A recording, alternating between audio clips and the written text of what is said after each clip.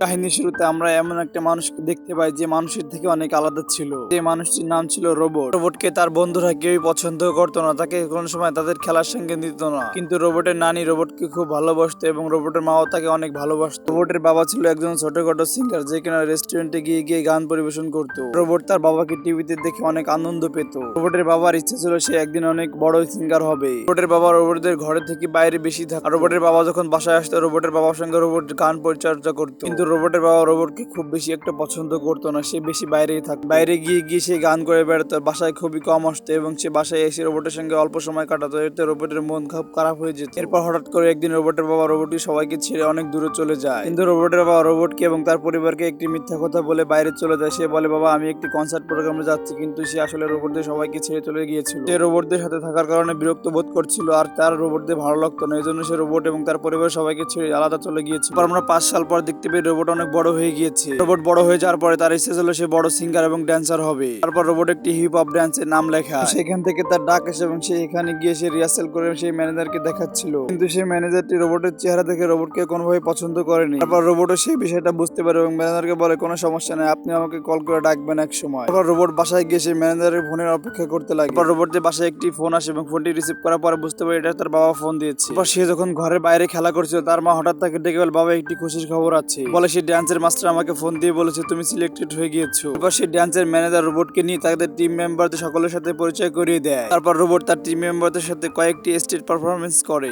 ধীরে ধীরে এভাবে সে ছোটখাটো স্টেজ পারফরমেন্স করতে করতে অনেক বড় বিখ্যাত মানে হিপ হপ ড্যান্সার হয়ে যায়। তারা এক সময় রোবটকে পছন্দ করতো না, তারা এখন তার বাসার সামনে একটি ছবি তোলার লাগে দাঁড়িয়ে থাকে। রোবট নিজে একটি গান লেখে এবং তাদের বন্ধুদের দেখায়। সে বলে, আমি একটি গান গাইতে চাই, তোমরা আমাকে দেখো। বন্ধুরা তাকে বলে, তুমি যদি গান ঠিক মতো গাইতে পারো তাহলে তোমাকে আমরা আমাদের শিল্পী হিসাবে নিয়ে নিব। কিন্তু রোবটের গান রোবটের বন্ধুদের মোটেও পছন্দ হয় না। রোবট সেখান থেকে রাগ করে বাসায় চলে আসে এবং বাসায় গিয়ে দেখে তার বাবা তার বাসায় এসে এবং তার বাবা তাকে বলে, তোমার স্বপ্নের দিকে তুমি এগিয়ে লাগে, তুমি কারো কথা শুনে পিছিয়ে হেঁটো না। ঠিকই তার বাবার কথা মতো হাঁটছিল, দেখে কারো কথায় কান্না দিয়ে তার স্বপ্নের দিকে এগিয়ে যাচ্ছিল ধীরে ধীরে।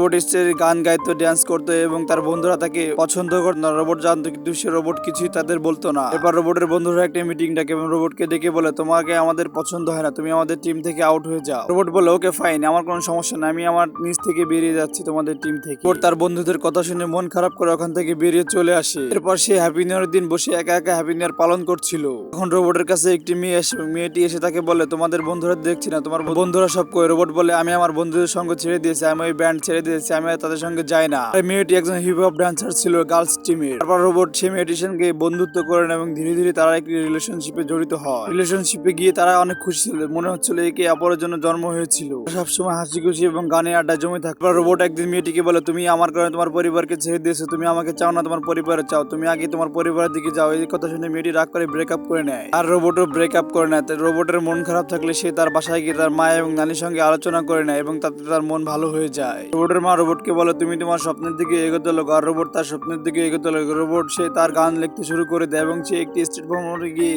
একটি সিঙ্গারের সামনে গিয়ে গান পরিবেশন করে এবং গান সিঙ্গারের অনেক ভালো লেগে যায় রোবটের গানটি। পরবর্তীতে সিঙ্গার সে রোবটকে নিয়ে স্টেজ পারফরম্যান্স করে অনেক বড় বড় স্টেজ পারফরম্যান্স। এরপর দেখা যায় রোবট অনেক বড় মাপের একজন সিঙ্গার হয়ে ওঠে এবং তার স্বপ্ন পূরণ হয়। কিন্তু রোবট এই সিঙ্গার হয়ে ওঠার কারণে ড্রাগস সেবন করে। রোবট যখন এই ড্রাগস সেবন করে স্টেজ পারফরম্যান্স করতো, রোবটের মনে হতো তার প্রজাতির মানুষ তাকে মারতে এসেছে। যখন যে স্টেজে গান গাইতে হতো, তার সামনে তার প্রজাতির কিছু লোকেরা এসে তাকে বলতো, তোমার মরণ হবে, তোমাকে মেরে ফেলবে আমাদের প্রজাতির মানুষেরা, তুমি এখানে থেকো না। রোবটের এগুলো পরিকল্পনা হতো ড্রাগস সেবনের কারণে। রোবটের কাছে একটি ফোন আসে এবং সে শুনতে পায় তার নানি মারা গিয়েছে। রোবট এই খবরটি শুনে অনেক কষ্ট পায়, কারণ পৃথিবীতে তার মা এবং তার নানি তাকে বেশি ভালোবাসত। রোবট আসলে বিখ্যাত হয়ে ওঠার কারণে তার নানির খোঁজ খবর ঠিক মতো নিতে পারেনি, এই কারণে আরো সে লজ্জিত। এরপর রোবটকে নিয়ে টিভিতে ড্রাগস সেবনের খবর দেখে এবং রোবট সেটা দেখে রেগে তার বাসায় সবকিছু ভেঙে চুরে ফেলে। আর পরদিন সকালে সে একটি নদীর মাঝে গিয়ে বোর্ডের উপরে শুয়ে থাকে। বাবা তাকে আনতে যায়, বলে, বাবা একটি স্টেজ শো আছে, তুমি চলো আমার সাথে, তোমাকে স্টেজ শো করতে হবে। রোবট তার বাবাকে বলে, তুমি শুধু তোমার প্রয়োজনের সময় আমাকে ডাকো, আমার বিপদের সময় তুমি পাশে থাকো না, আমার নানি এবং আমার মাকে তুমি ভালোবাসো না। ছোটবেলায় তুমি আমার মাকে এবং আমাকে ছেড়ে চলে গিয়েছিলে, এখন তোমার স্বার্থের প্রয়োজনের জন্য তুমি আমাকে ডাকতে এসেছো। রোবট এই সবকিছু ভুলে গিয়ে